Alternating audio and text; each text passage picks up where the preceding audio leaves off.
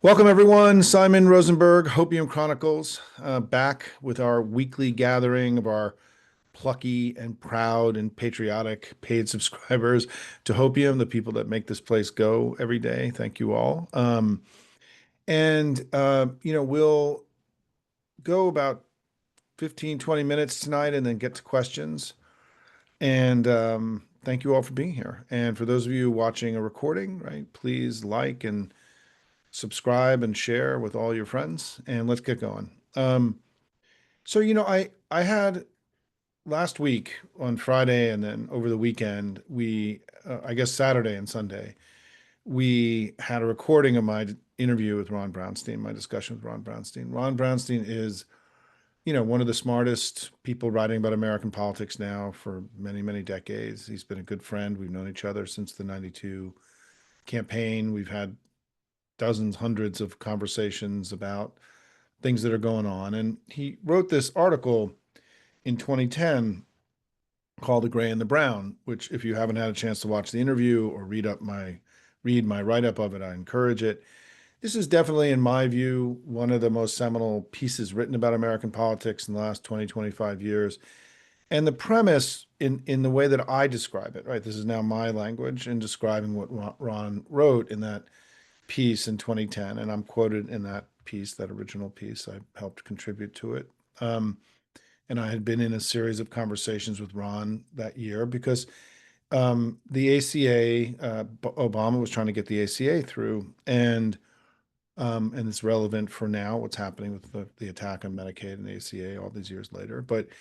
And the premise of the article and the question it asked was, it started with this idea that Ron wanted to look at the part of the United States where it had the biggest gap between older white folks and younger people of color, and wanted to see if there was sort of cultural, economic tension in those places. What he found was that the state at that point that had the biggest gap was Arizona. And Arizona, for those of you who remember, was sort of the very center of the big immigration battles, Joe Arpaio and Papers, Please, and all these things. And so Ron's kind of theory of the case kind of panned out, that this sort of divergence between a very white older electorate and people that live there, and an electorate that was much, or a population that was much young, that was far more diverse than the older population.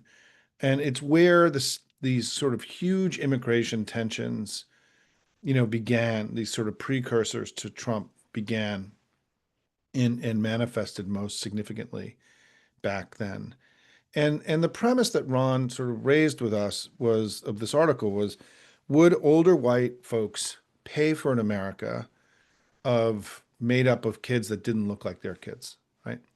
And this article has haunted me, as somebody who's worked a lot in the immigration space, who's helped create the party's national Hispanic strategy 20 years ago and been on the forefront of helping understand the demographics of a changing America. This question has always haunted me. And what I said in the discussion with Ron is that I felt that Trump for a long time was operating as if he was the protector of that older white America, who were perhaps not as comfortable with the changes that were happening in America than others, right? And that sense of demographic change and economic change and just the pace of change. We all know this. We've lived through a period of incredible technological advancement, medical advancement. Our country's changed a lot, in a good way, by the way, right? A lot of this has been about progress, but the pace of change has been the velocity has been unbelievable over a long period of time.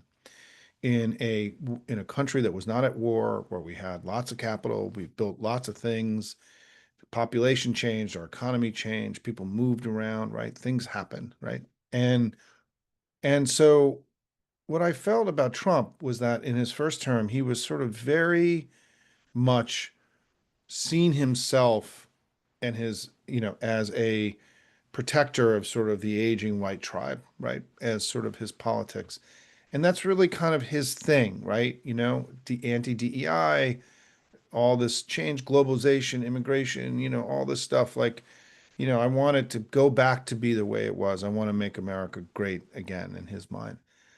But I think what's happened in this term, and this is in part due to Trump's blinding greed, his arrogance and self-confidence, his having now won the popular vote, which I think has, gave him a false sense of strength that which was not really appropriate given what happened in the election, that they've come out of the box in their collective agenda in a way that isn't about protecting the white tribe against this sort of modern world that was coming. It essentially he built a island of oligarchs, and his tribe shrunk and became, Elon and a bunch of other very wealthy people, and that he sort of sawed off from a policy level this idea that he was protecting those people that elected him. And what I mean by this is that the actual agenda, forget about the bluster, the blather, the bullshit, is going to do so much harm to working class Americans, including white working class Americans, his own people, rural areas, red states, right, who are heavily dependent on things like Medicaid and the ACA, that his actual agenda is the most anti-worker, anti, anti-worker, anti-white tribe agenda that you could possibly imagine. It's almost impossible for me, I think, to have imagined how you could have constructed an agenda that would have been so obviously benefiting a very small number of people to the exclusion of everybody else. And sorry about the camera, I'm not sure what that is. And and I think what's happened is the American people are figuring this out, right? They're figuring out that he's betrayed them, that he's full of shit, that he's actually pursuing an agenda that would about self-enrichment and making things better for him and his wealthy friends, and fuck all to everybody else. I mean, the term I use is that it's more for me and less for all of you, is his essential economic plan. And when you add up the four pillars of his economic plan, the tariffs, which is a massive regressive tax passed without, levied without Congress's approval on working class and middle class people, right? Wealthy people can afford a little bit of extra costs, right? Um, his his reconciliation bill, his mass deportations, and his attack on science and learning and academia and research, that all of this together is going to make America less prosperous. It's going to explode the deficit. It's raising costs on everyday people. It's shifting the tax burden from wealthy people to middle class and poor people. I mean, and working people. It's going to do enormous harm to the basic healthcare system in America, right? Where costs are going to go up for people. People are going to lose their insurance. It's another way that costs are going to be are going to go up for working people. He's eliminated all these consumer protections that are going to allow banks and predatory financial institutions to, steal little bits of money here and there from people, extra charges and things that for people that don't make a lot of money add up to be a lot of stuff, but for wealthy people, who cares, right? It's cost of doing business. He's we now know from articles over the last couple of days that his attempt to pull out the IRA clean energy subsidies are going to increase the cost of energy and electricity for all Americans. It's another tax on working class people. That his mass deportations is not only stealing workers away from small and medium-sized companies all across the country, but it's also going to create worker shortages in a time of low unemployment in rural parts of America. We know also, I should have mentioned that Charles Gaba talked about this in our interview that I released this morning, that in his analysis, there's going to be equal number of people who are going to lose insurance that live in red districts as they do in blue districts, right? This isn't whatever they think they're doing with cutting Medicaid, knowing that it's going to close rural hospitals, that, in their mind, their justification is that we're taking this stuff away from those people, which has been the Republican strategy since the 1960s, right? And the Southern strategy. They're not taking stuff away from those people. They're taking away from their own people. And this is what I mean about where I think the Trump thing has made sort of a huge fundamental miscalculation. That is that the American people are figuring out that he's not on their side. And that for this hope that many had that kind of wandered into his clutches in the final week of the election, lower political information voters, younger voters who had been traumatized by COVID and wanted a better future than what they had just been through. Hispanic workers who tend to be very aspirational in their, they have the least amount of money to lean on and least amount of social safety net of anybody. So being able to make a living really matters for immigrant and Hispanic voters. That Trump represented a better life for them, for enough people, right, that it was able to win the election. But we've seen his poll numbers crash with all those same people that kind of wandered into him, in at the end of the election, because they're figuring out that he didn't really mean it. That what he meant was that he wanted to make things better for him and his 50 friends, and that everyone else was going to get fucked. And it is, and because that's actually what's happening, right? Like that's actually what's happening. America is going to be a weaker nation. They're just plunder. This is a strategy of sabotage and plunder, I called it last week. And I just went through tonight. I had a car ride to go to this thing I was at, and I was able to sit and read. I don't get to read enough. I read a bunch of new polling, public polling and private polling that's been done. And what's amazing is the public has cast judgment already on the reconciliation bill. They know that it's for wealthy people, not for them. And they know they're going to get hurt by it. And it is universal in all of the polling. And in a way that honestly to me is shocking. The Republicans have already lost the argument with the public on what the reconciliation bill is intending to do. And they're seeing through the sort of the chafe, the tax on tips and tax on, no tax on tips and no taxes on security. People are seeing through all that, right? They know this is all just kind of BS to dress this thing up, and that what it's really there for is to take care of wealthy people. And so, what I think I have been saying for months now, for all of you who have followed Hopium, is that we have to be all in on attacking the economic strategy of Trump, not just any piece of it, but the whole thing. Because the whole thing together is a strategy of sabotage against our future and against the future of our kids and our grandkids. And there is no way to sugarcoat this, right? This is the worst agenda of any president in American history. He is going to do more damage if all this stuff all happens. He's going to do more damage to the country than any president in American history. And what he's doing is that he's doing the bread and circuses, right? The bread and circuses are the immigration raids, right? That he thinks in his diseased, crazy brain and Stephen Miller's diseased, crazy brain that somehow this is what their folks want, that we'll just throw out this stuff and go punch a bunch of hippies and punch a bunch of Hispanics and kick these people around and break into their doors and make them cry, and that it will cause them to not look at what we're actually really doing, right? Which is we're completely fucking over the voters that elected him president and the people in the red states that are most, that are so significant to their coalition. And I will be honest, as somebody who's been working here for 33 years full time, I am flabbergasted at how just naked this agenda is in how it hurts regular people. It's just naked. It's in the same way that when they vaporized USAID, they knew that they were going to kill millions of people by doing that, and they did it anyway. And they have defended it. They're trying to now institutionalize some of these cuts, right?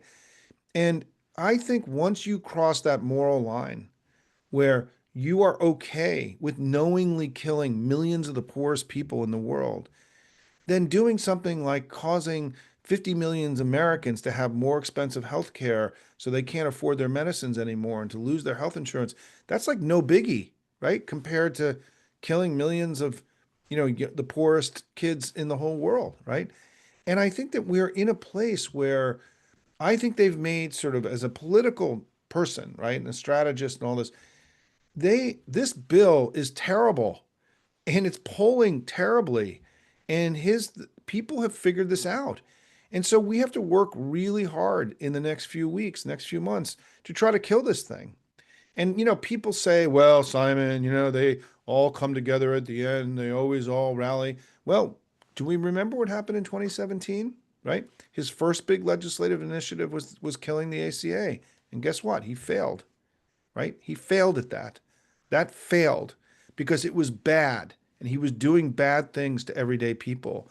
And there became a unwillingness to, the politicians who were up in the next reelection, right? There just became a place they just couldn't go. We don't know where that place is. And we know, though, that we won't find that place unless we're working really hard, right? They won't back off or, go to some milder version of this bill where we're mitigating some of the damage they want to do unless they feel the pressure from us. And, one of the Hopium folks posted in the chat in the last couple of days a quote from Lisa Murkowski saying, you need to keep making calls. We need to keep hearing from you. We need to keep the pressure on. Because these senators, the smart senators, right? Not the ideologues, but the smart senators know the damage this bill is going to do, right? They understand it. They understand how Medicaid works. They understand how this is going to unravel the ACA. They know this is going to dramatically weaken the entire American healthcare system and raise costs, probably, in all likelihood, as Charles and I discussed, to raise costs in healthcare for everybody in America, right? But if you're wealthy, a 2% increase in your healthcare costs, or you having to go out of the you know out of your plan into another plan, it doesn't matter. I mean, the whole point is that, like, none of these things that are raising costs on people matter to wealthy people. And they have made, I think, significant miscalculations. And I think the fact that Elon Musk is now trying to tank this bill or damage it, whatever he's doing, for reasons different than ours, except the same thing. He's concluding the same thing that I have been writing, which is this thing is a fiscal disaster, and it could undermine the fiscal integrity of the United States. That's why our credit rating has been downgraded to a level that it has never been downgraded to before in since the credit ratings began. Right? We have the lowest now credit rating that we've ever had in since the institution of credit ratings because of the fiscal recklessness of this bill, because it adds so much debt into our to the already existing debt that we have. And so Elon Musk, even though his solution for how to fix that is more cuts, which isn't going to happen, and our solution is to not allow these big wealthy tax cuts to go through, right? That's how we would solve this deficit problem, right? We'd have a different solution. His critique of the bill is legit, and it's painful for them because where they have taken in the biggest pain so far has been on the tariffs, which have raised prices on people, and people know that. This is a purposeful decision by the President of the United States to levy a tax increase on all of them, one of the largest tax increases in American history. And their costs are going up. They know this. This is part of what's driven his numbers down. But the other thing that is creating tremendous pressure on them is the global and domestic markets that are spitting the bit on this bill and saying it adds too much to the deficit in a time when the economy is slowing down and when Trump's tariffs have weakened the American economy and the global economy already, right? I showed the OECD report showing dramatic slowdown of the economies all over the world because of Trump's tariffs. And so what we have is that I just think where we're at this moment, where the possibility of this bill not making it and them having to go back to the drawing board has increased significantly in the last couple of days. It doesn't mean we're going to win. But in this fight that we are having, we are talking to the American people about who we are. That we're fighting for them, right? That they see us fighting. And Chuck Schumer, in the last couple of days, he's eating his Wheaties, right? He's out there fighting really hard right now. So in the sense that we're on your side and fighting for you against this guy who got a big bag and putting all the money in it and stealing from all of us and is acting as this rapacious glutton that he is and this unbelievably corrupt official who's taking care of all of his buddies. We're fighting for people. So this fight, the grit, the calls, the stuff that's going to happen on June 14th, right? All the ways, the Tesla takedowns, people need to see us fighting, and we are. But the second thing is we're also communicating what we believe, is that we believe people should have opportunity in their lives and a strong economy, that we should be investing in science so kids today can have bright futures the way that previous kids have had, that we believe that we shouldn't be taking, people who are here legally and sending them to foreign gulags, that we don't believe in that, right? That we believe that healthcare should be available and affordable to all people. In this fight, we are conveying powerful things about who we are and what we believe. And so it's why this fight that we're going to have the rest of this summer is the big one for all of us, right? Because A, people have to see us fighting for them, and B, we have to communicate our values and who we are through this fight. And so I think that what's happened in the last couple of days, because the dead weight of this terrible agenda that Trump has put forward, this radical, fanatical, plutocratic, whatever you want to call it, oligarchical agenda, it's this thing is like it's a dead weight and it's weighting down. And so we have a really important thing to do together this summer, everybody, right? Which is that we have to talk to our friends and neighbors and everyone we've ever met about whatever it is about this bill that worries you. And it doesn't, you don't have to pick the thing that I care about. It's what you can communicate and convey to people in your networks and your community about why it is that we need a better path, that we need to abandon the tariffs, we need to abandon this bill. We need a better economic strategy that makes America prosperous instead of poor, that creates opportunity for people instead of limits them. It gives them health care instead of taking it away, right? Doesn't drive the deficit through the roof and shake the fiscal foundations of the United States. That doesn't disappear people into gulags, right, without habeas corpus. And so all of these things are ways that we can speak. And part of your job is to find your voice this summer and to be loud and proud and to be fight as hard as you possibly can. Your country needs you now, right? I've called the if being an information warrior, it's like an information age victory garden, right? You have to do your part in communicating what you can about why we need to do something better than what's happening now. And let me then end with this. Tonight, a judge, Judge Boseberg, I think I'm saying it properly, issued a ruling on. I'm taking my glasses off here. Hold on a second, everybody. Let me get to this.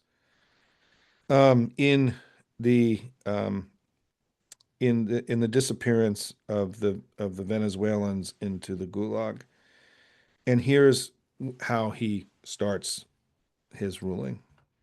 You know he's been working on this for a while. One morning, Kafka's Joseph K. awakens to encounter two strange men. This is the beginning of a ruling by a federal court judge, not an English essay. Awakens to encounter two strange men outside his room. As he gets his bearings, he realizes that he's under arrest. When he asks the strangers why, he receives no answer. We weren't sent here to tell you that, one says. Proceedings are underway, and you'll learn everything in due course. Franz Kafka, the trial. So here we have a judge evoking the concept of Kafkaesque, right? In America in 2025. Bewildered by these men and distressed by their message, Kay tries to comfort himself in that he lives in a state governed by law, where all statutes are in force. He therefore demands again, how can I be under arrest? And in this manner. Now there you go again, the guard replies. We don't answer such questions. Undeterred, Kay offers his papers and demands their arrest warrant. Good heavens, the man scolds. There's no mistake. Our department, he assures, is only attracted by guilt. It doesn't seek it out. That's the law. I don't know the law, Kay responds. You'll feel it eventually, the guard says. And then Judge Boseberg writes, such was the situation into which Frangel Reyes Mota, Andre Jose Hernandez Romero, and scores of other Venezuelan non-citizens said they were plunged into on March 15th, 2025. In the early morning hours, Venezuelans had held by the Department of Homeland Security at a valet detention center in Texas were awakened from their cells, taken to a separate room, shackled, and informed they were being transferred. To where? They were not told. And so here we are in America, this beacon of freedom and light for centuries. We have a judge starting his opinion about the about the Salvadoran Gulag by quoting Kafka. That's where we are. And we all know that we can do better than that. We all know that the reason we're here at Hopium is because Donald Trump is stealing the futures of our kids and our grandkids. And we're going to fight like hell to make it as hard as possible for him to do so. Thanks, everybody. Let me get to questions um, here tonight. And Lincoln, will you send me your sort of summary of what you think that's on most people's minds tonight? Um, so Brad Gilbert asks, why are Dems so reluctant to be combative with the mainstream media? You know, I'm gonna I'm gonna give you I'm gonna give you a complicated answer to that, right? One is that I think, when I founded Hopium 2 years ago, I said that I think that one of the central reasons that I did was that I felt that many leaders of our nation were not aware of the nature of the conflict that we are now in America, and that the battlefield had changed. It had been changed by Russia, by America First, by Donald Trump, by MAGA, by Project 2025, all these things, by Fox News, and that there were still many of us in our family who were operating as if the old rules of the road still applied, and that we had been slow to understand how things had changed. And that I wanted to create Hopium to sort of create a place where, we could talk about this and come up with strategies for how to fight more effectively on a new battlefield. And that's why one of the first things I did was introduce you guys to people like Midas Touch and Courier Newsroom and, Lincoln Square, what's now Lincoln Square Media and Deep State Radio and other sort of innovators in this new space that we're in. I helped introduce you to state party chairs that I felt were part of a new breed that were building new and better and more effective Democratic parties like Jane Klebb and Anderson Clayton, who I felt understood this new battlefield. We endorsed candidates that, were I thought also represented a sense that they understood this new game. And I think that we have to recognize um, that part of the impetus, Brad, of what you're describing is that there is this deep desire to maintain a degree of civility and respect for our system and for the nation and for each other. And so I don't think that sometimes we have to be almost sympathetic and understanding about how there are people in our system who don't want to be like Trump and don't want to degrade and take down the system the way that he has and denigrate others, right? And, to go low instead of going high, right? This is a deeply understandable human struggle that I think some of our political leaders have had. And so I'm sympathetic in some ways to those that are operating because they believe that they are preserving, doing in their own actions are preserving our democracy in that way. However, we're just not there anymore, right? And we have to, not stoop to their level. We don't have to work the refs and cheat the way they do. But man, do we have to be better at engaging and fighting and going on offense and all the things that we talk about here, right? We're not where we need to be.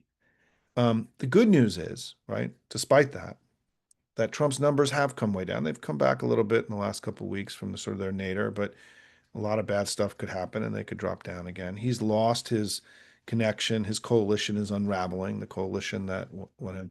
And in the polls that have been taken where they pit Democrats versus Republicans, and in elections where Democrats and Republicans are pitted against each other, we continue to overperform as we did in South Carolina last night by much higher numbers than we did in 2018. Is that determinative? Will that mean that we'll do that next year? No, but you'd rather be overperforming than underperforming.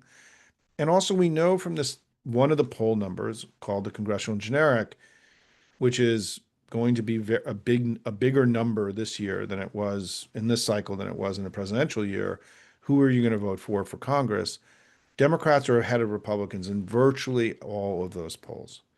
And so this idea that right now that some people in our family, you'll hear them say that we're weak and our brand is damaged and that we're in trouble and all this. That's not true when we're pitted against our opponent, right? We may be weaker than we want to be from a brand standpoint, but we are not going into the elections that we're in now, that we've been in, nor the polling, the limited polling that we have about next year. We are in stronger position than they are, right? And as I said earlier, I think what happened to Trump was that people sort of settled during the summer of 2017. I was the lead outside strategist for the DCCC during the 2018 cycle when we flipped the House by 8.6 points, by the way, was our national vote margin over the Republicans.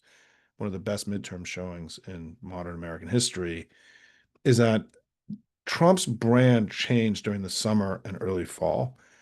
And you have to, this is what I've been trying to say to all of you is that like people can't have buyer's remorse like the first day they get back with a product, right? They're going to like try it out. They just made a big investment in it. They don't want to feel stupid, right? And so the fact that his numbers have come down as quickly as they have has been surprising to me because in 2017 it took till the end of the summer and early fall for this kind of settled nature of that people had decided that he wasn't really on their side and that he was on his own side and he was taking care of his own peeps. And that stuff is already that stuff's already in the discourse right now, right? In a significant way. And so we're further along, I think, than we were in 2017. He's also more experienced, right? He's got a better team around him. He has a lot of money. He's infinitely more corrupt, right? There are foreign governments that have a lot at stake in his success. And we are increasingly, I think, when I go back to this thing I was talking about earlier about not understanding the nature of the battle that we're in or the playing field that we're in. I think the things that we've seen in the last few months, where we've seen victories in Germany and in where the fascists failed in Germany and Romania and Alaska and Australia and Canada, but then prevailed in Poland.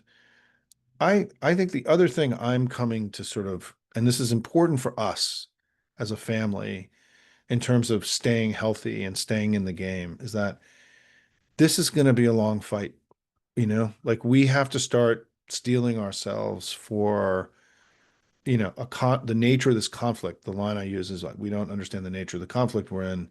This conflict that we're in between authoritarianism and democracy and freedom is playing out all around the world right now. And, Trump is, unfortunately for us, he's making Russia and China great again. He's not making America great again. He's emboldening authoritarian impulses around the world. One of his top cabinet officials went to Poland and campaigned for the party that just won, right? They're trying to put their thumb on the scale. They tried to do that in Germany. They've tried to do that in other places. And so, we are in an incredible battle. And I think that just what I want to just convey to all of you is that, that, we have to sort of understand the nature of the conflict that we're in now. And the conflict that we're in is really about freedom and democracy versus autocracy and the West versus China and all these things, and that we're all on the front lines of it every day. It doesn't mean that you have to decide you're going to be on the front line every day. There are days that you can take off. You can go. I went to two Nats games 2 weekends ago, right? Like you don't have to be in the battle, but we are in a titanic struggle right now that is global and it's not just here. And our current leader is on the wrong side of this struggle. And I think he's making mistakes. I think his tariffs were an unbelievable political error. And they underestimated the significance of the damage the tariffs were going to do, the reaction of the American people. I think the reconciliation bill went too far. I think the stuff what's happening with immigrants has gone too far in the mass deportations. I think that the attacks on science and learning and universities. I mean, I just looked at some polling today. I mean, people are really against what he's doing to Harvard and Columbia and to dismantling the research. This stuff is like it's not even a close call with the public. And so he's staking out positions that are so against our interests as a nation, against regular people, against our future. And, we have to be able to go into that now and go win together. I'm more confident today, perhaps, than I was a few weeks ago that, as much as I've been saying we're strong and they're weak, we all know that he's using the power of the state in unprecedented ways. But I think he's made a lot of big mistakes. I think they have miscalculated. And I think, and this often happens with administrations, they believe that they got 80% of the vote and they can do whatever they want. But the courts are thwarting him, and voters are thwarting the Republican Party, and global leaders are thwarting them. The Chinese are laughing at Trump, and he's not getting his way. No foreign government. He has no trade deals happening because nobody's going to give him what he wants, right? He's being thwarted again and again and again. And we have to remember that. When we have to have both of these things in our mind at the same time, that he's doing incredible damage to the country, and we have to work with great urgency, but also that he's weak and old and foolish and delusional and arrogant and narcissistic, and he has crazy people around him, and he's making big mistakes. And both of these things can be true, which is why we have to keep pushing really hard. Taco, yeah. Taco. I haven't embraced taco yet because I also feel like when you use the word taco, it doesn't convey what we want to say with it, right? Which is that, Trump always caves or whatever it is, right? And but when you say it, it doesn't convey that.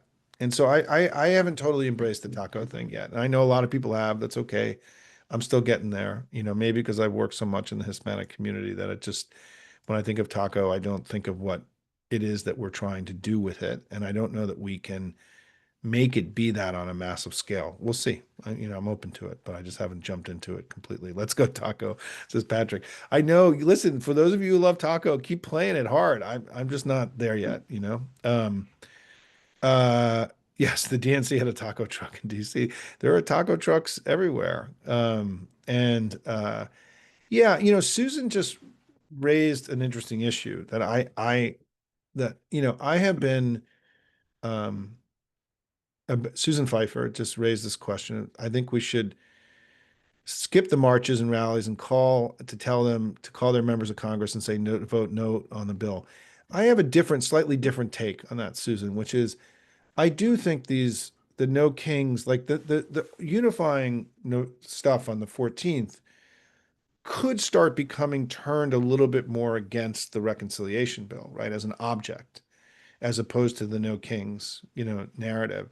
It's not mutually exclusive. It can be right? It can be no kings and we got to kill this bill. And I think the organizers, Indivisible and others, need to give some thought to, introducing that as one of the themes that they want for this on the 14th. But also it's their stuff. Like I mean, Indivisible is doing amazing stuff, and so I'm proud of them and they've risen to the moment and this is their thing. But I do think we can do both. I think we can convey the No Kings theme and like this turgid, rancid reconciliation bill needs to be voted down, right? Both of these things can happen.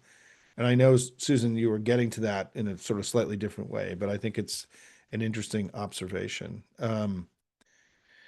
The Let me just see. Let me just go into Lincoln and then I'm going to just jump into some of the other questions. Yeah, I mean, the Elon thing, there's been a lot of chatter today about Elon and what's happening. And I just want to be very clear about my view about Elon. Because if you've been a Hopium subscriber, you know that I've been forward leaning on what a piece of shit he is and how much damage he's done to the country and that he's a serial criminal. And I think there should have been, we should have been far rougher on Elon than we've been over the last few months. And I hope we will be at some point. And but right now, he's attacking this bill, and that's good. Right? For right now, I'll take it, right? Like he's attacking this bill. We're attacking the bill.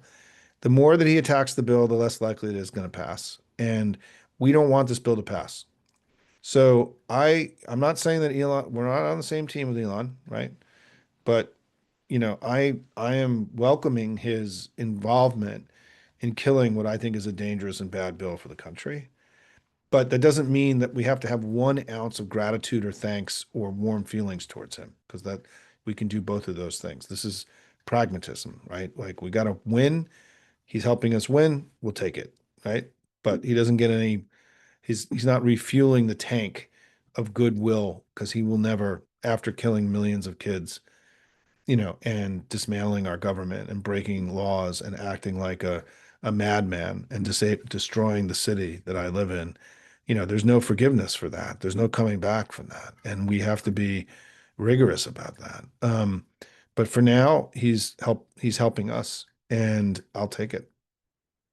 Um, Let me see. Yeah, I mean, I don't, I mean, I was at this dinner tonight with some folks, and there was a person there who had worked on legislation in Washington for a long time. And her view was that the likelihood that they're going to have to scrap the current reconciliation and do something skinnier and smaller is rising. And again, in the Trumpian era, right, you can't even say that otherwise off with your head, right? But this thing is in trouble. It's in trouble because it's bad and it does too many bad things. It increases the deficit too much. It cuts healthcare too much. It gives tax cuts to wealthy people too much. There's nothing redeeming about this thing, right? It's not going to create economic growth.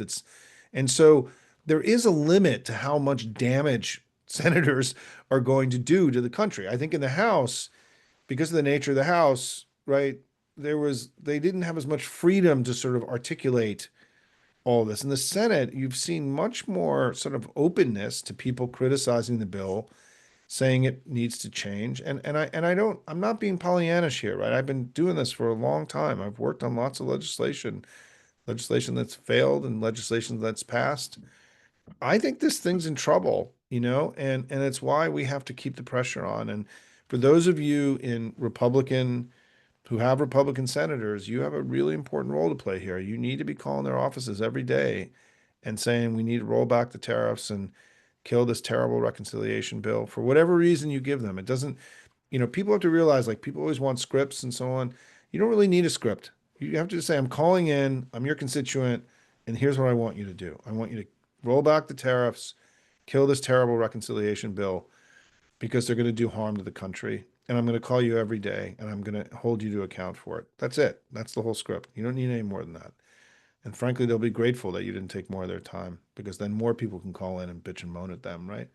So long scripts are actually a waste of your time, and in many ways, keep it short, keep it tight, and I would argue to keep both because the tariffs, look, we had a vote on rolling back the tariffs, and they only were able to get 49 votes for that thing, and because of the weird procedural thing, and we were missing a senator, it didn't end up passing. But there isn't broad support for the tariffs either in these places in the Republican Senate. So um, that's and then for the Democrats, yeah, I mean, you're pushing them to stay engaged. And Lisa Murkowski said it. You need to be calling into offices every day because they not only track the calls they get, they also track when people let up, And so even if you have Democratic senators, still call them every day and say, I want you to be working to roll back the tariffs and kill this terrible reconciliation bill, and I'm going to be holding, to account. Gary raises this issue about the deficits. The deficit stuff, Gary, is in my with Democrats presentation. But I just haven't had time to sort of update some of those core things. To be very, very clear, right? As a talking point on this, Donald Trump increased the deficit more in his first term than any president since World War II. Donald Trump sold the tax cuts, as he said, the tax cuts would pay for themselves and there would be no deficit increase. The deficit increased every year of his presidency. And by the way, it decreased every year of the Biden presidency. The last three Republican presidents, and now four with Trump, have all seen the deficit increase dramatically under their watch. The last three Democratic presidents have brought the deficit way down on their watch. So this notion that that Republicans, and what Gary was referring to is the slide and the thing that I often share with you, that since 1989 there have been 52 million jobs created in America. 50 million of them, basically all of them, have come under Democratic presidents. We are the party of growth and fiscal responsibility and upward mobility and opportunity for working people, and they have been a repeated fucking economic wrecking ball against the United States. So it's not surprising. And part of the argument in the discussion with Ron Brownstein that I raise is that, to me, a central reason why the Republicans continue to see the economy doing so poorly on their watch is that their strategy towards the economy isn't actually grounded in economics. It's grounded in social policy. It's grounded in exploitation of racial fear. It's grounded in more for me and less for all of you and those of you, those people. That's what tax and spend was, right? Tax and spend was, which was done simultaneously with Willie Horton in the election in 1988. Tax and spend was, they want to tax you to take your money away to give it to those undeserving people. And so their strategy, which has been to lower taxes, to not invest, right, and to lower taxes mostly on wealthy people, right, it's repeatedly not worked economically. And our strategy, a more balanced strategy of, remember, for all the criticisms of Bill Clinton, of the last three Democratic presidents, who raised the taxes the most on wealthy people? Bill Clinton did, more than Obama. Biden didn't raise taxes at all, actually, right? And we raised taxes under Clinton and saw 4% economic GDP growth over 8 years. We saw the deficit go to surplus, right? We saw wages and incomes skyrocket under Bill Clinton, right? And so, we have repeatedly governed in a way that's created broad prosperity, lower deficits, greater opportunity for workers, and they haven't. And I do think that we need to, I've come to believe that in our go forward as a family, that we have to re-embrace the success of recent Democratic presidents to say that, we are the party that has guided this country successfully.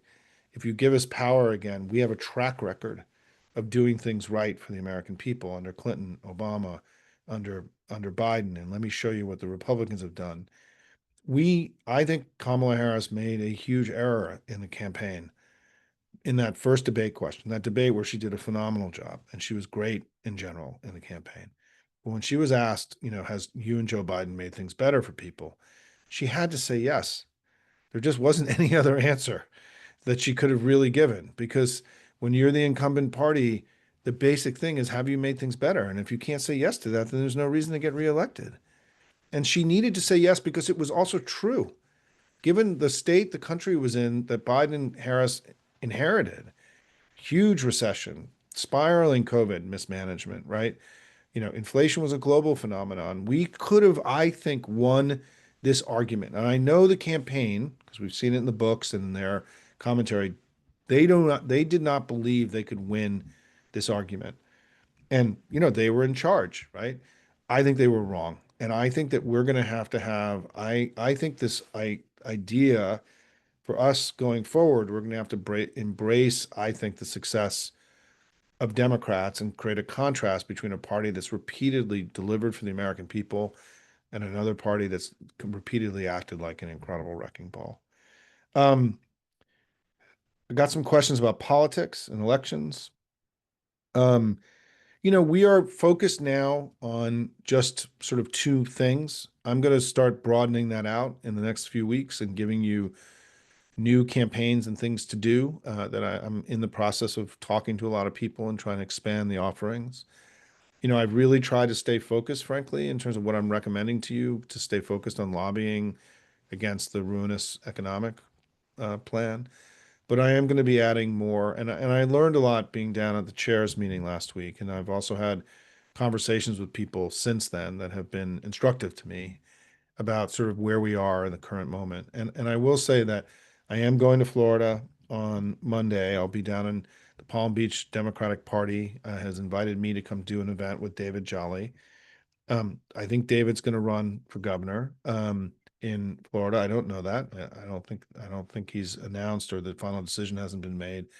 But I will tell you that one of the things that I have learned in my journeys over the last few weeks is that as all these people are coming up with theories of the case, right, of what we need to do to go win again, right, I want to just share a couple of things with you that I've learned across my journey over the last few weeks. I think that because of the way the population in the United States is moving from blue areas into red or purple areas, the Electoral College in 2032 is going to be less democratic. We're going to, because Texas and Florida and states where people are moving towards are going to grow, and the blue wall is going to shrink. And so the reality that we face as a national party now, when you're sort of doing strategy, playing the chess game, is that we simply must start winning in more red places in order for us to win back the Senate and to keep it over time, right? And in order to win the presidential, we are going to have to invest to put Texas and or Florida or both in play. We don't have any choice, right? Otherwise, we won't be able to win presidential elections with the current map that we have. So the map is changing. And even though we've been better at winning the national popular vote over a long period of time than they have, um, the Senate map is adversarial for us, and the presidential map is going to start getting more adversarial. And so, this cycle, if we want to win the Senate back, we're going to have to win in places like Iowa and Alaska and North Carolina and Georgia, and some of the Michigan and Wisconsin, right? But we're going to have to go in and win in places that we haven't been winning in a while. And so we are going to have to learn as a national party in this next stage how to win in more red places, for us to win the Senate back and keep it over time, and for us to be competitive at the presidential level. And so as somebody who's been doing this a long time, I mean, there's these debates about whether we go left, we go center, do we abandon these issues? We need to stay grounded on the map. The map matters, right? Demography matters. And I think that if you think that we have to be competitive in Texas and Florida, well, we have the urgency of regaining our, mojo with Hispanic voters becomes really important in that case, right? And so I think that part of what I would say to you is that I'm going to be working on and putting out more. I did a bunch of recommendations coming out of the election, and we've contributed inside the party apparatus to give them ideas. But I am getting a better understanding of sort of these longer term, 6, 8, 10-year things that we have to be focusing on. And some of that is going to inform our work this cycle, right? In terms of us learning how to win in more red places and looking at the 2032 map with Texas and Florida, which is why I'm going to Florida next week. I'm going to Florida on Monday. If you can come on Monday night, if you're near Palm Beach, you can find the information on our website. I'll be on stage with David Jolly. He's a very attractive candidate, and I think is going to run. We don't know yet, but certainly he has the ability, I think, to make Florida competitive. Well, I don't know that we win in 2026, but we just need to get close. We need to be competitive. We need to run a race, and we need to have volunteers working, and we need to be talking to voters, right? And we need to build a competitive structure in the election as a road back, right, to us making state competitive. But yeah, I mean, I think that, to be honest, everybody, right? Like even though we've been winning more votes nationally based on the way that our power is allocated in our system, red state, I mean, there's a small state and rural bias in the way that power is allocated in our system. We've won more votes in 7 out of the last 9 elections, in America, and they have 6 out of the 9 Supreme Court justices, and they have 60% of all the state legislators in America, right? There's been through the rancid redistricting they did. And so, we've been winning more votes regularly than they've been, but they have more control over the map. The map is more favorable to them.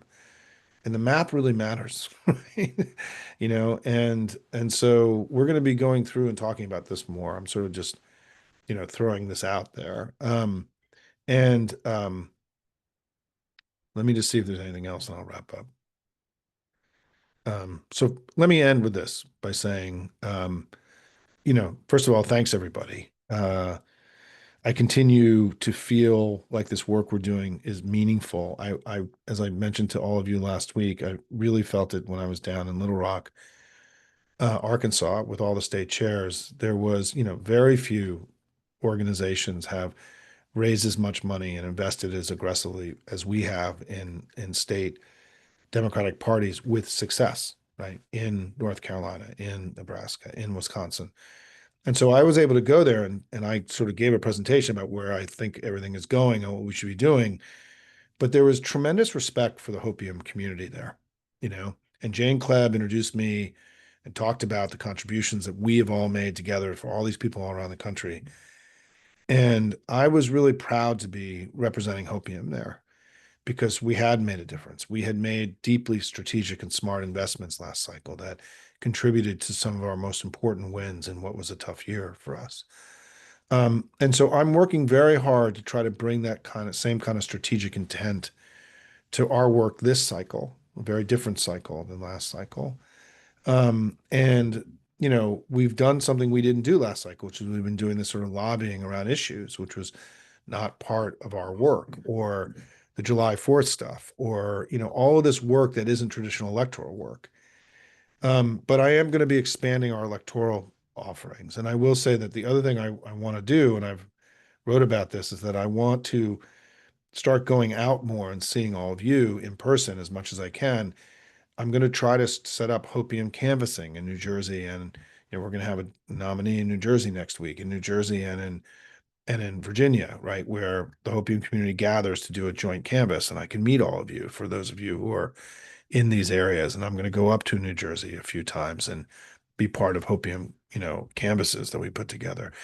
We're going to do our first Northern Virginia canvass on the 14th. I'm going to have more details on that tomorrow or Friday. I'm still working out the details. And if you live in Northern Virginia or in Maryland or in DC, come door knock with us with Hopium Peeps for 2 hours in a few weeks before it gets too hot and sweaty around here. And so I want to just end by saying that, my general sort of vibe right now is that he's making mistakes and they're stumbling and we need to hit him really hard, you know, and we just need to work really hard in the next, few weeks because I think that this turkey of a bill is not the passage is not assured. It's more likely than not it passes. But again, in 2017, his first big legislative initiative failed and they didn't try to bring it back. And in some ways, the reconciliation bill is a backdoor way for them unraveling the ACA like they tried to do in 2017. Charles Gava does a great job at explaining that in our video today. And so I wanted to say to all of you, thank you for what you're doing, proud patriots that you all are. We talk sometimes at Hopium about how we should refer to each other, Hopiates or fellow Hopium community members. I want to use the term patriot. I just think when you come into Hopium, right, your fellow brother and sister, we should call each other patriots, I think, is the line I think we should use because that love of country and that sense of responsibility for being heirs to this incredible, the most powerful and important country in the history of the world, we got to leave it all on the playing field for all that came before. But most in particular, right, for our kids and our grandkids who are having opportunities seized and stolen from them. I think of my daughter who's 19, who just came home for school. She wants to be a doctor, and she's not a political person. She's becoming political because of what's happening, how she understands that this cut in medical research, the cut in Medicaid and Medicare, if it happens, how this is going to make it far more difficult for her to pursue her dreams. And she's seeing her dreams being stolen from her in real time. And she's pissed about it. And she's also, not tolerant about like there's some grand strategy about why he's doing this other than just wanton, impulsive wreckage, the sabotage. And so I come here motivated every day by this profound sense that I want to leave tomorrow, the tomorrows for my kids to be for them to have the same opportunities that I had. And I don't know that there's ever been such an assault on the American dream as there is right now. And that's why we have to work with everything we got. See everybody. Thanks for all that you do.